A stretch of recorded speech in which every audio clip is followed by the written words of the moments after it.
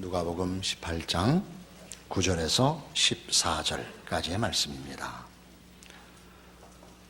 또 자기를 의롭다고 믿고 다른 사람을 멸시하는 자들에게 이 비유로 말씀하시되, 두 사람이 기도하러 성전에 올라가니 하나는 바리새인이요 하나는 세리라. 바리새인은 서서 따로 기도하여 이르되, 하나님이여, 나는 다른 사람들 곧 토색, 불의, 간음을 하는 자들과 같지 아니하고 이 세리와도 같지 아니함을 감사하나이다. 나는 일해에 2번씩 금식하고 또 소득에 11조를 드리나이다 하고, 세리는 멀리 서서 감히 눈을 들어 하늘을 쳐다보지도 못하고 다만 가슴을 치며 이르되, 하나님이여 불쌍히 여기소서, 나는 죄인이로소이다 하였느니라. 내가 너희에게 이르노니 이에 저 바리새인이 아니고 이 사람이 의롭다 하심을 받고 그의 집으로 내려갔느니라. 무릇 자기를 높이는 자는 낮아지고 자기를 낮추는 자는 높아지니라 하시니라. 오늘 본문은 바리새인과 세리에 관한 것입니다. 바리새인과 세리가 성전에 올라가 기도하는데, 우리 보통 우리가 이해하는 식으로 하자면 바리새인은 한껏 잘난 척을 했고, 세리는 한껏 용서를 구하여 세리가 그 기도가 응답을 받았다 하는 것입니다. 그러나 이 비유는 만만치 않습니다. 그러면 하나님은 죄 지은 자를 원하시는가? 예수님이 죄인을 구하러 오신 건 맞는데, 그러니까 죄를 지어야 구원해 주시는가? 그렇게 연장이 되죠. 바리새인이 한 그 기도의 내용들은 그것 자체로 굉장한 가치가 있는 것들입니다. 일주일에 2번 금식하고 11조를 내는 것은 당시 유대인들이 가졌던 신앙 실천에 있어서 가장 대표적이고 전체 율법을 지키는 하나의 표입니다. 대단한 신앙 실천을 하고 있는 훌륭한 종교인이라고 얘기할 수 있습니다. 그러니까 여기서 비교를 하는 것은, 그러니까 바리새인이 가진 종교성과 그 신앙 실천에 도대체 뭐가 문제가 있는가 하는 것이며, 그것이 대조적으로 세리에게서는 어떤 부분에서 그 대조되는, 하나님께서 그 기도에 응답하시고 예수님이 이 비유로 우리에게 권면할 만한 신앙의 본질적인 내용이 무엇인가 하는 것이죠. 이거 잘못하면 뭐가 되느냐 하면, 바리새인이 한 기도를 흉내내서 바리새인이 나는 저 세리와 같지 않은 것을 감사합니다가, 잘못하면 우리는 바리새인이 아니라서 감사합니다가 되고 말거든요. 그래서 이게 교만하지 않고 잘난 척하지 않는 것이 전부인 그런 것과는 전혀 다른 것입니다. 우리는 이 문제를 이해하기 위해서 고린도전서 1장에 있는 이 말씀을 찾아갈 필요가 있습니다.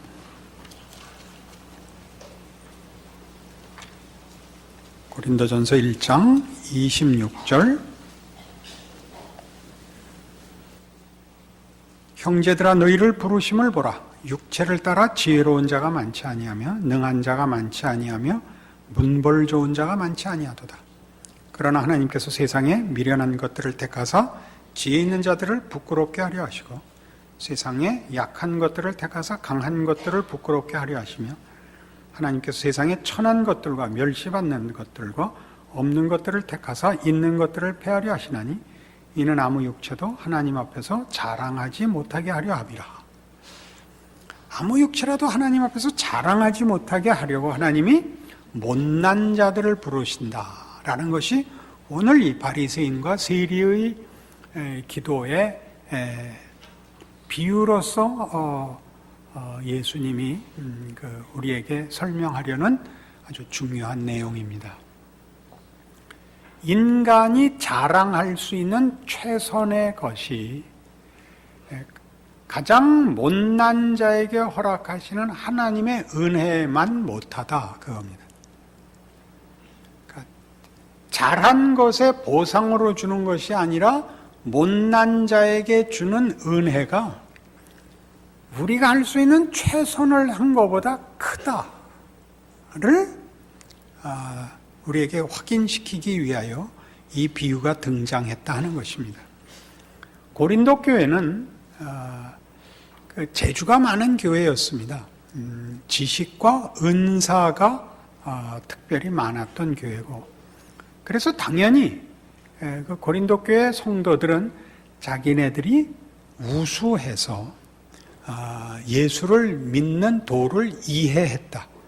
그리고 하나님도 자기네들이 우수하기 때문에 구원을 베풀었다고 믿었던 그 부작용이 많았던 교회입니다. 그래서 바울은 이 문제를 가장 첫 번째 고린도 교회 문제로 삼고 1장에 이 말씀을 전개하는 것입니다. 하나님께서 예수 그리스도로 말미암아 우리에게 주시려는 구원, 은혜, 하나님의 뜻은 인간이 만들어내는 이상, 능력, 도덕, 신념, 소원보다 큰 것이다. 신에게 속한 것을 주는 것이다. 인간이 만들어낸 최선의 것보다 신이 가진 최소한이 더 크다. 그 얘기를 여기다가 펼쳐 보이고 있습니다.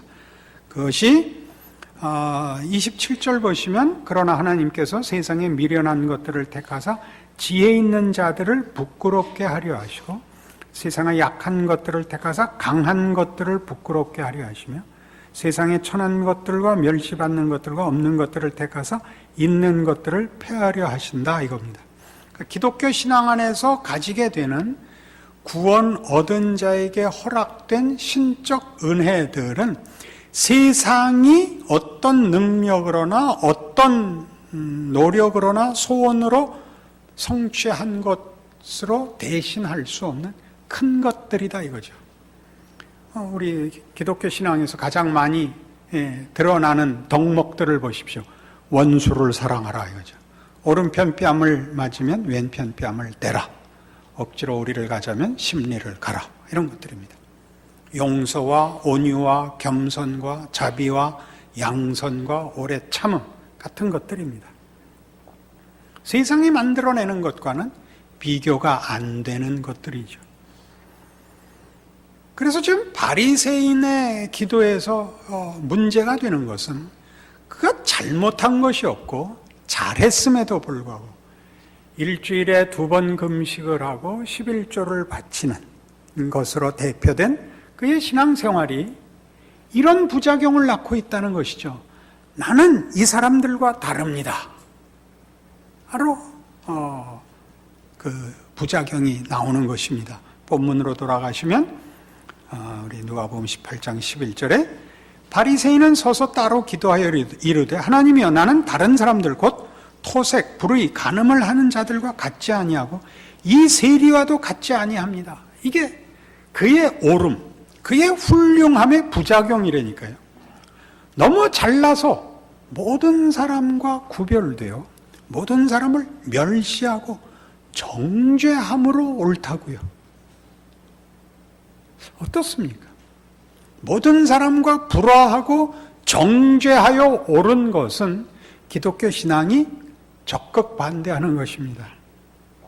사도 바울이 얘기하는 내 골육이 같은 이스라엘 민족이 구원을 받게 하기 위해서라면 내가 저주를 받아도 좋다거든요.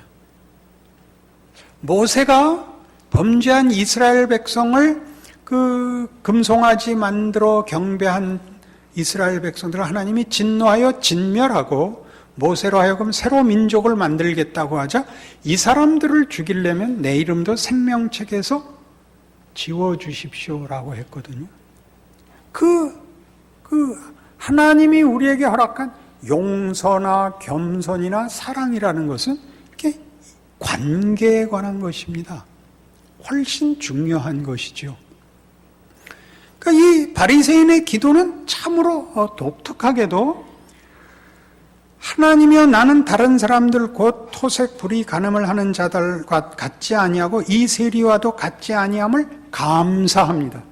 이 감사는 감사이지 않죠. 감사라는 것은 감사의 대상에게서 뭘 받은 것이죠.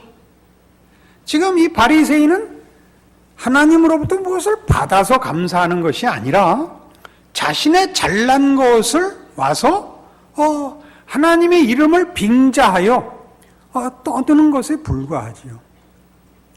그가 왜 이걸 하나님께 와서 이 감사라는 이름으로 이것들을 나열하고 있는지 사실 속을 한번 뒤다보고 싶죠.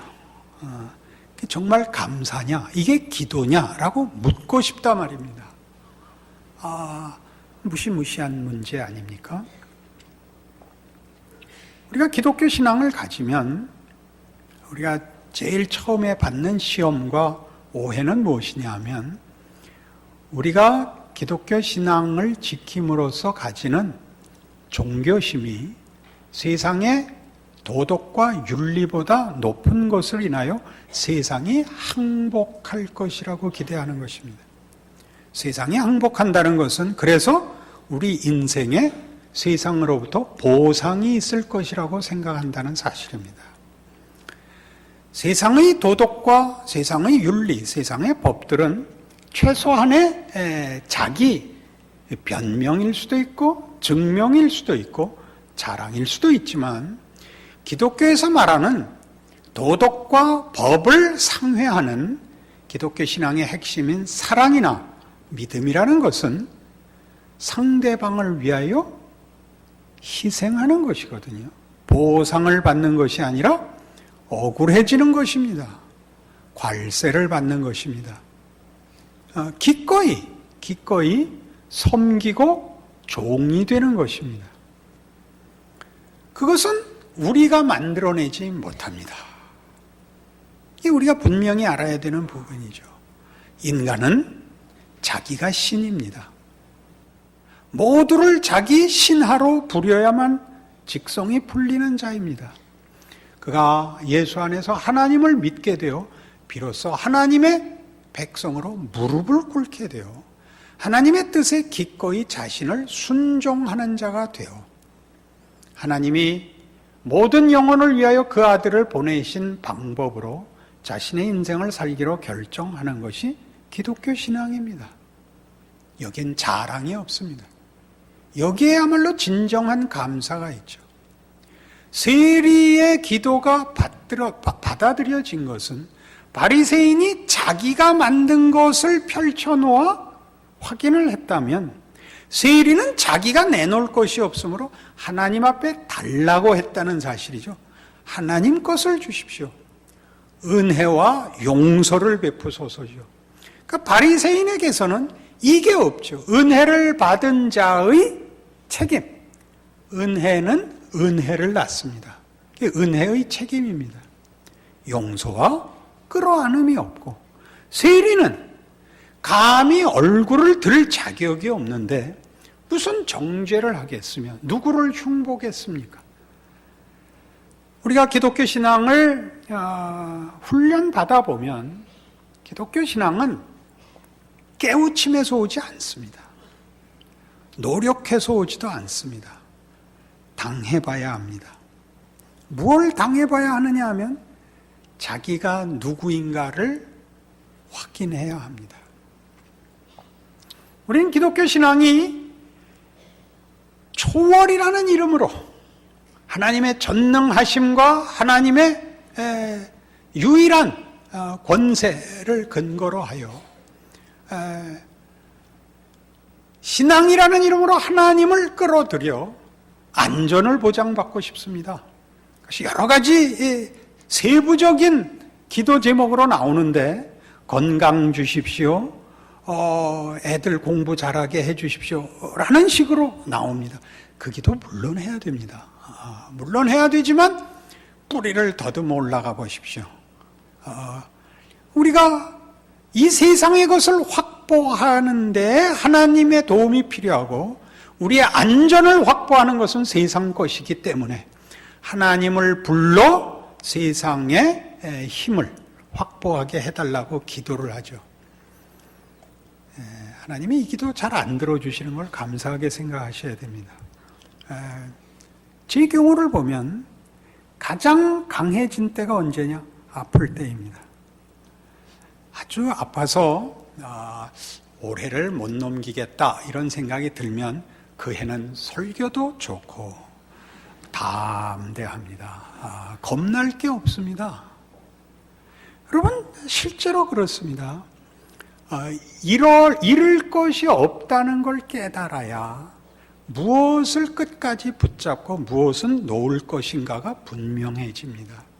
가능성이 있으면 치사해집니다. 그렇지 않습니까? 타이타닉이라는 영화가 있었죠. 실화 아닙니까? 그 구명정이 모자랐죠. 구명정에만 타면 살아날 가능성이 있자 여자와 아이들을 먼저 태우는데 여자 옷을 입고 탄 사람이 있었습니다. 이름은 밝히지 않겠습니다. 가망이 없자 현을 하는 음악가들이 갑판에 앉아서 끝까지 찬송가를 켜죠. 침몰하여 죽을 때까지. 죽게 되자 이제 더 이상 치사한 것을 가지고 발버둥 칠 필요는 없게 되었던 것입니다. 진정 필요한 게 무엇인가를 알게 되죠. 여러분 자녀가 누구한테 말 못할 만큼 어렵게 되면 여러분 입이 무거워집니다. 입찬소리 못하게 됩니다. 왜 애를 그렇게 키워? 왜 기도 안 해? 이 말 못하게 돼야 비로소 속상한 친구들이 와서 속 얘기를 합니다. 왜냐하면 내 애가 더 비참하니까 그보다 덜 비참한 사람들이 와서 나한테 속 얘기를 합니다. 그래서 비로소 친구를 얻고 인생을 서로 도우면서 살아야 한다는 걸 배우죠. 이 비참한 최고의 최악의 상태에 간 분이 예수입니다. 그는 무한한 신이 육체를 입고 오셔서 시간과 공간의 제약 속에서 오해와 수치와 고통 속에 살고 죽습니다. 이것이 성경이 하고 싶은 얘기입니다. 골로새서 3장에 가보실까요? 326페이지 신약 성경입니다. 골로새서 3장 12절입니다.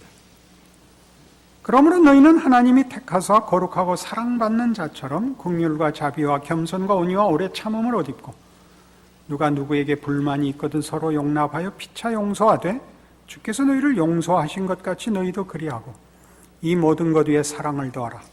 이는 온전하게 매는 띠니라. 그리스도의 평강이 너희 마음을 주장하게 하라. 너희는 평강을 위하여 한 몸으로 부르심을 받았나니 너희는 또한 감사하는 자가 되라. 그리스도의 말씀이 너희 속에 풍성히 거하여 모든 지혜로 피차 가르치며 권면하고 시와 찬송과 신령한 노래를 부르며 감사하는 마음으로 하나님을 찬양하고 또 무엇을 하든지 말이나 일이나 다 주 예수의 이름으로 하고 그를 힘입어 하나님 아버지께 감사하라. 여기에 감사는 세상적 차원의 보상을 받는 감사가 아니라 신의 성품으로 부름을 받은 자가 가지는 감사입니다. 자기를 증명하기 위하여 누구를 해쳐야 되지 않고 자기가 가지기 위하여 누구 것을 뺏어야 되는 것이 아니고 자기의 훌륭함을 증명받기 위하여 누구를 밟아야 되는 것이 아닌 하나님의 부요하심과 거룩하심으로의 부름이 가지는 하나님을 아버지라 부르게 하신 그의 자녀에게 허락하시는 하나님의 넉넉하신 성품입니다. 그것은 참으로 복되고 명예로운 것들입니다. 여기 있는 대로 용서하는 것, 긍휼히 여기는 것, 자비로운 것, 겸손한 것, 온유한 것, 명예로운 것입니다. 이것이 진정한 가치입니다. 그렇게 살면 세상에서 살아남지 못한다. 그 위협 앞에 우리가 매일을 시험받는 거죠. 그 위협 앞에. 불성실하게 살아도 좋다는 것 아니고, 세리를, 여기 이 비유에서 세리를 뽑아내서 현실은 자기 마음대로 착취하고 치사하게 살다가 와서 용서만 구하면 된다라는 얘기를 하는데 본문을 끄집어내면 안 됩니다. 그럼 그렇게 살면 안 됩니다. 그러나 그가 그 속에서 자기가 죄인이고 인간이 만들어낼 수 없는, 그러나 인간에게 꼭 필요한 것을 하나님 앞에 구하게 되었습니다. 용서였습니다. 그게 더 필요한 거죠. 차라리 죄를 짓고 용서를 구하십시오. 죄를 계속 짓기 위하여 용서를 구하라는 것이 아니라 인간에게 필요한 것이 용서라는 걸 배우는 것이 잘나서 정죄하는 것보다 100번 낫다. 그 얘기를 기독교 신앙이 하는 것입니다. 예배 마치고 다 같이 죄 지으러 갈까요? 용서를 확인하기 위해서. 우리는 다윗이라는 사람을 기억하고 있습니다. 다윗은 신약을 여는 첫째 절에 나오는 사람입니다. 아브라함과 다윗의 자손 예수 그리스도의 세계라 이렇게 나옵니다. 아브라함과 다윗 이렇게 일컬어지는 구약의 두 위인입니다. 모세가 빠져 있고 그 두 사람이 등장할 만큼 큰 인물입니다. 다윗은 그의 생애에 두 가지 사건으로 아주 유명한데요. 하나는 블레셋의 장군 골리앗을 물리쳐 이스라엘을 구한 영웅적인 사건과, 또 하나는 밧세바와 죄를 지어 하나님 앞에 그 눈물로 침상을 띄우도록 기도하고 회개한 사건입니다. 다윗의 생애를 이렇게 하나로 대표하는, 완결하는 내용을 보통 시편 23편으로 듭니다. 여호와는 나의 목자시니 내게 부족함이 없으리로다. 저가 나를 푸른 초장과 쉴만한 물가로 인도하시는도다. 이 완결편에서는 골리앗 앞에 선 용맹한, 의욕이 충천한 다윗의 이미지는 없습니다. 그것은 자비와 사랑으로 인도함을 받은 자의 감사가 충만합니다. 다윗이 골리앗을 물리칠 때의 장면을 사무엘상 17장에 보시면 온 이스라엘 백성들이 골리앗 앞에서 떨고 모든 군사들이 몸을 숨기는 때에 일어섭니다. 잘났죠. 그러나 그 잘난 다윗의 용맹 속에 나머지는 다 병신이 됩니다. 나머지 모든 사람들이 병신이 됩니다. 그렇게 얘기한 건 좀 심해 보이지만 사실이 그렇습니다. 그러나 범죄하고 시편 51편에 고백한 다윗의 회개의 시 속에는 병신이 안 나옵니다. 지가 병신이기 때문에. 그래서 그는 나의 하나님, 나를 구원해 주십시오. 이 죄인을 용서해 주십시오. 나는 원래 죄 중에 잉태된 자입니다. 나는 나라는 존재 모든 단위가, 모든 그 요소가, 모든 그 조직이 죄로 만들어진 존재입니다. 죄의 덩어리입니다. 그러니 불쌍히 여기소서. 하나님의 자비하심을 따라 구원하소서. 나를 구원하시면 내가 죄인들에게 가서 주의 구원을 선포하겠습니다. 이렇게 되는 거죠. 그는 죄인들이 친구가 됩니다. 그러나 골리앗 앞에 섰을 때는 모든 다윗을 제외한 온 이스라엘이 병신이 될 뿐입니다. 기독교 신앙이 여러분에게 어떻게 작용하고 있는가 한번 보십시오. 여러분이 예수를 믿어서 여러분 주위의 사람들이 다 병신이 되어 있다면 여러분은 바리새인입니다. 여러분을 도덕으로 흠잡을 건 없을지 모릅니다. 내가 뭘 잘못했다고? 잘못한 것 없습니다. 그러나 기독교 신앙의 본질은 용서입니다. 돌아갈 수 있는 품입니다. 모든 얘기를 하고 격려를 받을 수 있는 따뜻함입니다. 그게 에베소서 1장에 가면 이런 식으로 소개됩니다. 309페이지 신약성경 에베소서 1장 3절입니다. 찬송하리로다 하나님 곧 우리 주 예수 그리스도의 아버지께서 그리스도 안에서 하늘에 속한 모든 신령한 복을 우리에게 주시되 곧 창세전에 그리스도 안에서 우리를 택하사 우리로 사랑 안에서 그 앞에 거룩하고 흠이 없게 하시려고 그 기쁘신 뜻대로 우리를 예정하사 예수 그리스도로 말미암아 자기 아들들이 되게 하셨으니 이는 그가 사랑하시는 자 안에서 우리에게 거저 주시는 바 그의 은혜의 영광을 찬송하게 하려는 것이라. 기독교 신앙의 본질이 뭐냐? 가장 중요한 핵심된 내용이 뭐냐? 구원이 뭐냐? 에베소서는 지금 본문에서 본 바와 같이 설명합니다. 그것은 하나님이 당신의 기쁘신 뜻을 근거로 하여 하늘에 속한 모든 신령한 복을 우리에게 주시는 것이요, 우리를 그 자녀로서 축복하는 것이요, 우리를 그의 영광의 찬송이 되게 하려는 것입니다. 입니다. 하나님의 자녀가 되는 것, 그의 영광의 찬송이 되는 것, 하늘에 속한 모든 거룩한 것으로 복받는 것입니다. 그것을 전부 무엇으로 제한하고 있냐면, 제한이라는 표현이 약간 무리합니다마는 예수입니다. 다시 볼까요? 3절 찬송하리로다 하나님 곧 우리 주 예수 그리스도의 아버지께서 그리스도 안에서 하늘에 속한 모든 신령한 복을 우리에게 주시되 곧 창세전에 그리스도 안에서 우리를 택하사 우리로 사랑 안에서 그 앞에 거룩하고 흠이 없게 하시려고 그 기쁘신 뜻대로 우리를 예정하사 예수 그리스도로 말미암아 자기 아들들이 되게 하셨으니 이는 그가 사랑하시는 자 안에서 우리에게 거저 주시는 바 그의 은혜의 영광을 찬송하게 하려는 것이라입니다. 예수 안에서라는 제한은 어떤 제한이죠? 무제한입니다. 무제한. 우리를 구원하기 위하여 우리에게 조건을 요구하시지 않는 하나님의 조건 예수, 우리를 구원하기 위하여 우리의 능력을 요구하지 않는 하나님의 전능하심 십자가와 부활, 우리의 진심을 조건으로 삼지 않고 당신의 진심을 조건으로 삼아 우리가 아직 죄인 되었을 때 찾아오시는 성육신 예수입니다. 이것이 기독교 신앙입니다. 그리하여 하나님이 우리를 그의 자녀로 부르십니다.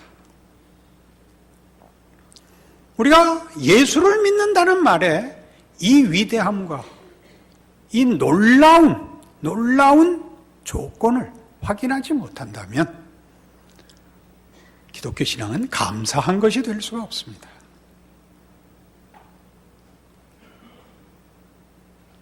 예수 안에서 준 하나님의 부르심이라는 것을 우리가 우리 인생 속에서 누리고 이해하고 책임지는 일에 기쁨을 가질 믿음을 가지는 다른 방법이 없습니다.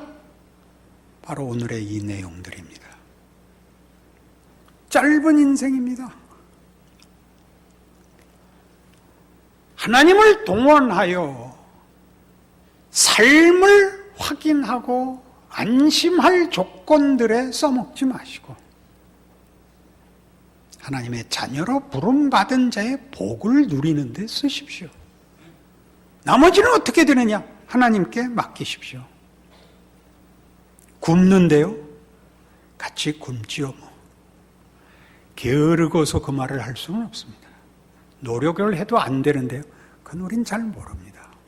노력을 해도 안 되는 것은 교통사고도 그렇게 납니다. 병도 그렇게 걸립니다. 왜 그 병이 걸렸는지 모르고 나을 때도 왜 낫는지 모릅니다. 안 나을 때도 왜 안 낫는지 모릅니다. 제가 아프다는 건 온 교인이 아는 얘기고, 제 방에는 세상에 하나밖에 없는 약이 수백 가지 있습니다. 갖다 주신 분에게는 영약이었는데 저는 먹으면 배탈만 납니다. 죄송합니다. 건강해지지 못해서. 그러나 여러분이 제 건강을 위해서 기도한 이유가 무엇이었습니까? 우리 목사님 신령해지기를 바란 것 아니었습니까? 저 신령해졌습니다. 신령해졌습니다. 하나님의 사람으로 사는 일에 현실적인 고통이 방해할 수 없다는 걸 알게 됐습니다. 게을러도 좋고 아무래도 좋다는 자폭도 체념도 아닙니다. 열심히 살 것입니다. 힘을 다하여 성실하게 제 인생과 책임을 지킬 것입니다. 그러나 세상이 저를 흔들고 위협하고 시험하여 하나님을 믿는 기쁨과 능력에서 벗어나라고 하는 것은 사양하겠습니다. 차라리 죽고 차라리 아프고 차라리 병신이 되기로 하겠습니다. 그것이 오늘의 본문입니다. 여러분은 세리가 되라는 얘기가 아니라 세리가 구했던 그 용서를 구하십시오. 그리고 나누십시오. 넉넉한 하나님의 부르심이 여러분의 인생을 감사로 채우실 것입니다. 기도하십시다. 하나님 아버지 은혜를 감사합니다. 하나님을 믿고 사는 신자된 인생의 복들을 예수 안에서 확인합니다. 그것은 사랑이며 용서며 이해며 기다려주는 것이며 따뜻한 마음을 가지는 것입니다. 그것은 하나님이 우리에게 허락한 마음이며 하나님의 마음입니다. 그 마음으로 그 신앙으로 우리 인생을 살고 세상 앞에서 빛이 되게 하여 주시옵소서. 예수님 이름으로 기도합니다.